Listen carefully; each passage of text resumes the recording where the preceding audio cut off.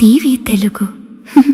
అపర అన్నపూర్ణ డొక్కా సీతమ్మ అడుగుజాడల్లో నడుస్తూ పేదల ఆకలి తీర్చడమే లక్ష్యంగా ముందుకు సాగుతుంది డొక్కా సీతమ్మ చారిటబుల్ ట్రస్ట్.